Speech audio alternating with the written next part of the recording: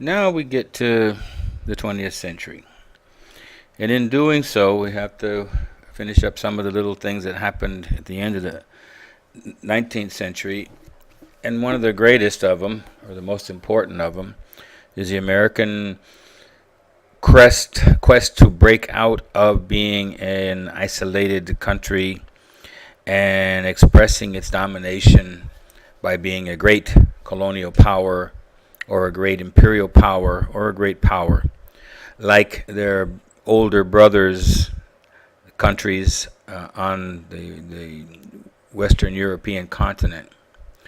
The first question to think about is what makes up an empire, and the first thing I thought of was the Romans, the Persians, Alexander the Great, the Incas, Aztecs, the British. At one time in the late 1800s, at the peak of the British Empire, there was a song, and the sun never sets on the British flag, which was true. That's exactly true. And the Russian Empire extending across 9, 10 time zones across the Eastern European, from Eastern Europe to far Asia. And then you have to sit down and think about what does the word imperialism really mean. Hegemony means that a country has power, but not necessarily military power, over a large landmass. And at times in the past 100 years, 100 and some years, the United States could be said to have hegemonic power over North and South America, although the South Americans and the Central Americans and the Caribbean peoples and the Canadians will all argue against it. The United States has been the dominant military, economic, at times aggressive, at times colonial power in this part of the world, the western part of the world. Any culture that overwhelms another for economic, military, cultural, or societal domination would be the hegemonic country. And then there are other ways of looking at imperialism, and many countries or many peoples around the world have complained about American cultural imperialism through the power of music, the power of Hollywood movies, the American media, the strength of U.S. universities. I recently read something that 88 of the top 100 universities and colleges in the world are in the United States. Fashion world, the power is Paris. The economic world, you could say it's the New York stock market, but it's also Hong Kong and London stock markets.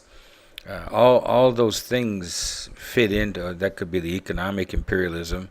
Economic imperialism, what makes me think of is who's buying, who's making the things that we buy. And now, 100 years ago, and particularly after World War I and really after World War II, it was the United States, but that's declined considerably. Raw materials come from around the world, but the economic imperialism right now, if you look at, take 10 things at random around your desk where you're sitting right now and look at where they're made, you will find that they are made in China, South Korea, Japan, Thailand, Indonesia, Bangladesh. Those are economic imperial countries right now. The technology, this major software of the world, is still created in the United States, but the technology, the tools that we have in front of me is my MacBook Pro and a very large other screen that I use, and all this stuff is made somewhere around the world, which creates very strong cultures and also leaves the others behind when all we produce here is agriculture and aquaculture products in Ecuador. The age of imperialism. By 1900, Europeans controlled 100 million square miles of the world. The Europeans had built the Trans-Siberian Railroad, the Trans-Indian Railroad. The British built the railroad in Ecuador, and if I remember correctly, also built the railroads in Peru and Bolivia and Chile and Argentina. And American transcontinental railroads, all of these things expanded world contact. I had the great adventure in 1977 to take the Trans-Siberian Railroad from Moscow to Vladivostok. That is an amazing engineering feat. And as an Air Force officer, I did have the pleasure of flying down to Panama more than a couple of times a year, and in several times flying down the route of the Panama Canal, and that to me was an incredible thing to even think about making something when they did. They built it. And of course the Anglo-Saxons, Americans being Anglo-Saxons, predominantly white Anglo-Saxon Protestants in those days, wanted to expand their perfection of their culture, to bring civilization and the advancement of the Anglo-Saxon race to the barbarians, and the barbarians being all of those other ones, the other, people who were not like us. And by 1902, the United States controls Hawaii, American Samoa, other places in the Pacific Ocean. Imperial dreams means that the foreign policy, most people said, no, we don't want any overseas involvement. That comes all the way down from certainly from Washington and mostly from Jefferson. We don't want anything outside this country. We want to concentrate on developing this territory called the United States of America. Foreign policy comes from we need to expand on the minds of somebody else because this country is an exceptional nation. We frequently make the mistake of wanting to export American ideas of democracy. And I can't think of any place right now that it really has ever worked. The leaders have built, in the United States you have an industrial age, you've got the United States is way ahead of most places in the world, but also sees itself as an exceptional country because of its constitution, which written in late 1780s, and the Bill of Rights only added to it. We have never changed our constitution. We've only amended a couple times, 27 or 28 amendments. The United States was an exceptional country because of its religion. It's Protestant. It's not Roman Catholic, it's Protestant. Various denominations of Protestantism. And it's a God-favored country. God made our country great, and it's our Christian God, and it's made us prosperous. Foreign policy elite simply means those people who made foreign policy, and all through the 20th century was an elite people who upper class, usually rich people who graduated from Harvard, Princeton, Yale, Stanford University later, but those were the people who rose with a sense of giving their professional lives not to making money but to serving their country. There's some wonderful books about people like Dean Acheson and the people who made the 20th century before, during, and after World War II in particular. Imperialism or colonialism also serves as a safety valve, meaning some way to let off the steam to relieve overproduction, unemployment, economic depression, and social tension, and spread the American way of life. When we get to the 1929 and go through the causes of the Great Depression, you will see that there was a Great Depression back 40, 50, 60 years before, and the reasons were pretty much the same. Industrial revolution's a great thing. Everyone has things to buy, but the companies keep producing, and eventually the markets become saturated, and particularly saturated with things called durable goods, like later, not at this moment, but later by the 1920s, 1930s, people that could afford a car had a car. They didn't need a new car, so they keep producing more and more and more cars, but people don't need them. So what are you going to do with them? You need to find markets around the world. And you can see here that foreign trade in 1865 is $234 million. By 1914, it's $2.5 billion. Billion in those days was a lot. Today it's trillions. American foreign investment, American money overseas, invested overseas, $3.5 billion. And then there's something that we need to discuss here. It's called race American supremacy, the exceptionalism based on racist theories inherited from the Europeans, the white. When you study the rise of Nazi Germany and the Nazi philosophies of the superiority of the white, tall, blonde, thin-nosed, blue eyes, Aryan race, totally false, totally made up. There was no such thing as an Aryan race, but at any rate, people believed it like they believe so many other unprovable and superstitious things. People still believe in flying saucers and ETs, and in some places you can tell some people anything and they'll believe it. There existed a hierarchy and superiority of superior and inferior races. That's just simply a fact. There was a term, the white man's burden. It was the burden. What does burden mean? It's the weight that I have to carry as a superior being to raise up the inferior people. They need to find Christianity, and they need to find education. They need to speak the language. Racism, that's always been prevalent, thinking along the lines that men are in charge of everything and women will be subjected. I noticed something funny in the news tonight is the Miss World, or maybe Miss Universe, I don't know, one or the other, and it's being held in Indonesia, and some Indonesian radical Muslim group is protesting because it degrades women. On the other hand, what does forbidding women to live without being under the shadow of barbarian men and men who refuse to allow women to be educated, and it's beat them and kill them for any reason? That's much more degrading than a Miss Universe contest. They think the contest should be had with women wearing a burqa. Then you can pick Miss Universe when she's totally covered up. And then the Christian Protestant missionaries, religions have traditionally sent out their missionaries. They came to South America with Central America with the conquistadors, the missionaries. The people brought their religion with them when they went to New England from the Protestant religion from England back in the 1500s. There's always somebody bringing their religion along, trying to sell their religion. And then globalization.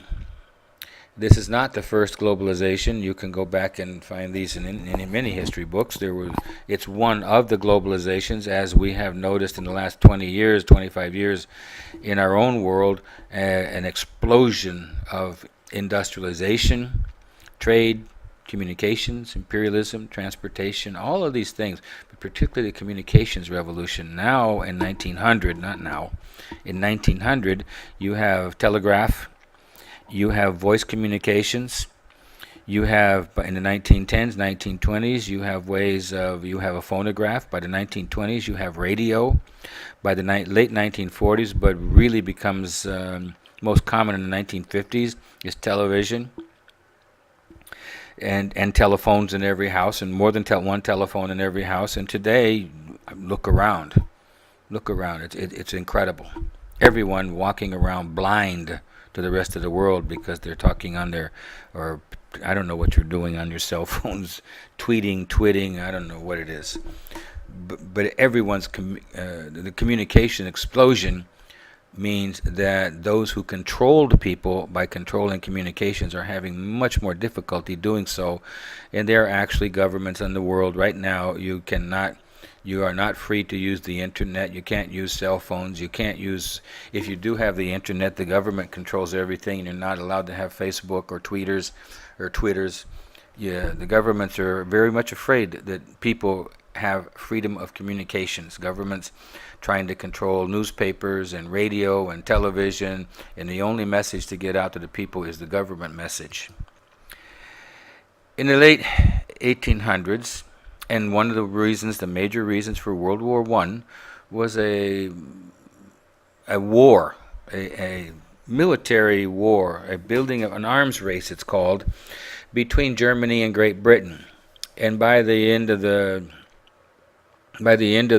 decade, or by the end of the century, the United States had bought into this because in those days, although they had in those days modern steel battleships, they still ran on coal, black coal. You can go find pictures on the YouTube of them loading coal. Must have been a filthy job onto ships. But you have to have coal ships. You have to have coaling stations all around the world.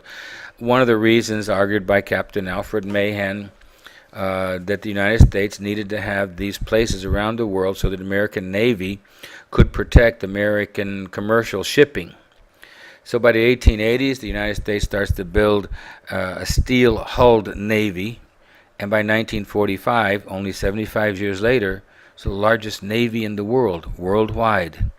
And still, I'm not sure if it's the largest navy, but it's certainly worldwide. And then in the 1890s, you have these imperial crises. Hawaii is occupied by Americans, controlled by the missionaries and some businessmen of the pineapple business and sugarcane business, and with total disregard of the majority of the native people and some Japanese, Asian people, Chinese living there. And the white minority got together and they stole the state of Hawaii. Or it wasn't a state, they stole the islands of Hawaii, which later, by 1959, become a state. And not to sound too American, if you've ever been to Hawaii, they're very happy to be a state. And then in Venezuela, a border conflict between Great Britain and Venezuelans over British Guiana. The Americans step in with what's called the Theodore Roosevelt's corollary to the Monroe Doctrine, which was a very aggressive philosophy that the United States will take care of all the countries in the Western Hemisphere. And all you English people and you Spanish also, you have lost your right to be here. So we'll take care of our little smaller Latin, Spanish-speaking brothers to the south. And then, of course, the Americans are determined to expand their influence in Spanish-controlled colonies. And there's a really good video I suggest you, if you're interested, very interested in this, you might pick up, if you haven't done so already, you might pick up ideas about your paper, is Spanish-American War, American occupation of Cuba, the American interventions in Dominican Republic and Nicaragua and various other countries in the Caribbean over the past 100 years even. And then the Spanish-American War. It was, you can see the interest. The American and Cuban economies deeply integrated with American investments of $50 million, which in those days was it was a very, very large amount of money. The 90% of the Cuban sugar is imported by the United States. I read I think it was in the textbook, even Cuban cigars are made in Tampa, Florida, and still made in Tampa, Florida, and in Key West, Florida. I'm not sure about that one. I also know that Cuban cigars were made in Hartford, Connecticut. A lot of Cubans live in the center of Connecticut. Spanish particularly cruel, trying to put down the revolutionaries. Jose Marti starts a revolution to throw out the Spanish. The Spanish empire, the Spanish power has diminished completely. Started diminishing with the defeat of the Spanish Armada in the 1587 or 88, I forget, by Queen Elizabeth I. Great movie, Elizabeth I. And then the United States, because there's so much violence in Cuba, and the United States has economic interests in Cuba, they send the USS Maine, a battleship of that era, and on one night, February 15th, 1898, the ship exploded. I've read something about this. If you go to Arlington National Cemetery outside of Washington, D.C., where John Kennedy is buried, and my mother and father also, you can find a large mast, that big, tall pole that sticks up in the middle of a ship. And under the mast are the bodies of the 300 and some Americans who died in the USS Maine. The yellow press, we'll call, you remember the word muckraker from the last class we were talking about. The yellow press immediately started screaming that the Spanish had put a mine under the ship and blown it up, but I don't think the Spanish would have done such a thing because they didn't want the Americans to get as crazy as they did, and the Americans, McKinley had to do something. President McKinley had to do something. There was a war, I won't get into it here, between the press the big newspapers. William Randolph Hearst, and I forget the other side of it, were screaming for war and Americans' humiliation, and we need to help the poor Cubans and protect the markets and U.S. commerce. It was an expansionist dream. Look at this. We got this great reason to go to war. Jingoism simply means what all countries scream when they go to little wars between each other. I was here when the Ecuador and Peru went to war each other, and all the people out in the streets screaming and yelling for Peruvian blood, and I'm sure the Peruvians were screaming for Ecuadorian blood. I was also very much aware of and slightly involved in when the Argentines attacked the Malvinas Islands, the Falkland Islands, and 31 years, 32 years ago, I forget which. And the Argentine government used that attack, or demanded that, or ordered that attack, simply to take the people's minds off of the horrible government and the horrible economy controlled by a military triumvirate dictatorship. And the people are out in the streets screaming for blood, and that's pretty common. The governments tend to have a way of manipulating the pueblo, we call them, the people in the streets. The war was quick. The United States quickly defeated the Spanish navies in Santiago, Cuba, and in Manila in the Philippines. The Americans took over. Other encounters, Asian encounters in the Philippines. After the Americans took over the Philippines, the Filipinos, thought they were promised independence. They weren't. The Cubans did not expect independence. The Americans did not occupy the country except militarily and controlling the Cuban government and Cuban businesses and American businesses and Cuban production of sugar in particular, until that was overthrown by Fidel Castro in 1959. In the Philippines, there was a long war. By 1902, 20,000 Filipinos died in combat and 600,000 died for other reasons. The Americans were aggressive, arguing for their place in China trade because of the size of the Chinese market. And there's no time here to get into the open door policy and the control that the Western countries had, the British and the French and the Germans, over China, which eventually leads to a revolution all the way through the 1930s and 1940s, and eventually the victory of the Chinese communists under Mao Zedong in 1948.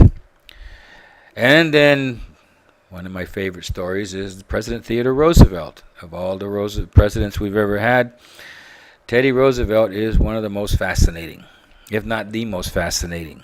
They all have their place as great American presidents, Washington being the first, Lincoln during the Civil War, Franklin Roosevelt during the Second World War, and Teddy Roosevelt, just everything he did. And you'd have to go, I put a video, right there, there's a video on YouTube, another strongly recommended to get to know how the United States begins to see itself as a world power, economic power, military power, not so much at that time, but within 20 years, yes, military power too.